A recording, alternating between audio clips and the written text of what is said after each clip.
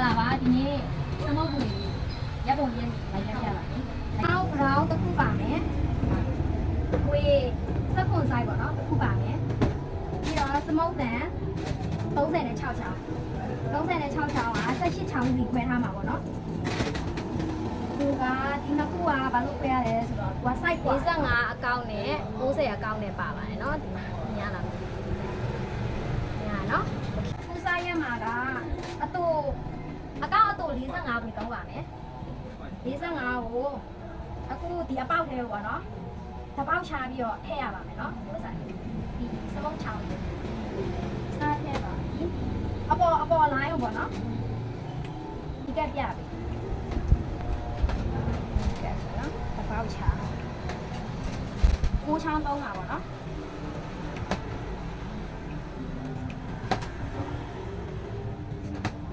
ဒါအပေါ်ပြီးသွားပါပြီပြီးတော့အောက်လိုင်းကိုကျတော့ဒီအကောက်60ကိုပေါ့နော်အကောက်60ကိုအောက်မှာထည့်ပါမယ်ဒီဘီကပေါင်းနေတဲ့ဒီစားထည့်ရအောင်နော်အဲ့ဒါအောက်ကိုလည်းတပေါက်ချပါပါโอเคဒါဆိုပြီးသွားပြီပေါ့နော်တစ်ဖက်ပြီးသွားပြီအဲ့တော့ဒီမျိုးနားထည့်လိုက်ပါမယ်ဒီဘက်ဆန်လိုက်ပြီဆိုရင်ဒီဘက်ကအတူ45ပြန်ထည့်ပါမယ်နော်အဲ့ဒါအပေါက်တိုင်းပဲပြန်ထည့်သွားလိုက်ပါချားထားနဲ့အပေါက်ပြီပေါ့နော်ချားထားနဲ့အပေါက်ပြီထည့်ပါအောက်ကိုကျတော့အရှည်ပေါ့နော်ဒီအကောက်60ကိုထည့်ပါမယ်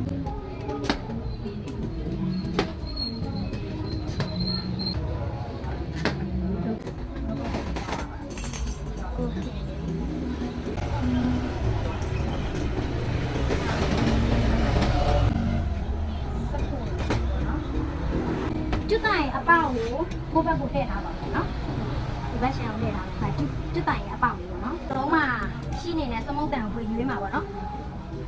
တခြားကိုနဲ့နီးစောကိုရွေးလိုက်ပါရွေးလိုက်ပြီးရင်အောက်ပေါက်ယူမယ်ဒီကျွတ်တိုင်ကိုမယူဘူးပေါ့နော်ကျွတ်တိုင်ရဲ့ဒီရဲ့အပေါက်ကို1 2 3အဲ့ဒါဆိုရင်ဒီထဲကိုထည့်လိုက်ပါနော်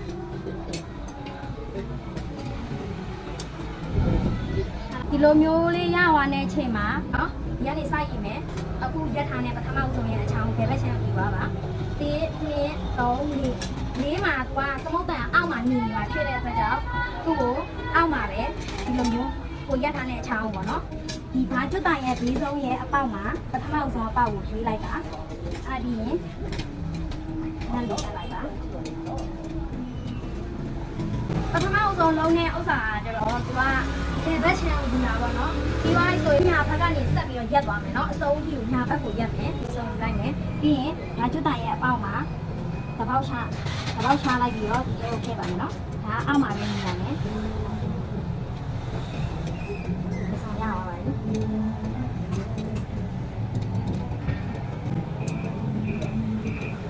ပုံးကြီးကိုဒီပုံစံပဲရက်သွားပါမယ်နော်ဒီမှာပုံနဲ့ချောင်းကိုယူလာမယ်ပြီးရင်ဒီဘက်ချမ်းကဟိုစားအပေါ်မှာညီနဲ့ချောင်းထည့်ယူသွားပါမယ်နော်ဒီလိုမျိုးပဲအောက်မှာလည်းတပေါက်ချပဲဖြစ်ရမယ်နော်အပေါ်မှာလည်းဒီလိုမျိုးပဲဖြစ်သွားမယ်နော်ဒီ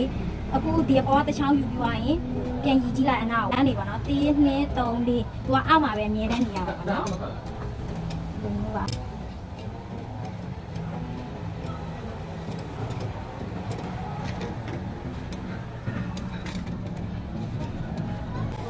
နောက်ဆုံးစုံမဲကျန်တော့ခုပြောသလိုနောက်ဆုံးကြရင်လည်းသူကပေါ်တစ်ချောင်းကျန်မယ်အောက်တစ်ချောင်းကျန်မယ်နော်အဲ့ဒါဟိုဒီမှာအပေါက်ချတာတစ်ပေါက်ချပြီနော်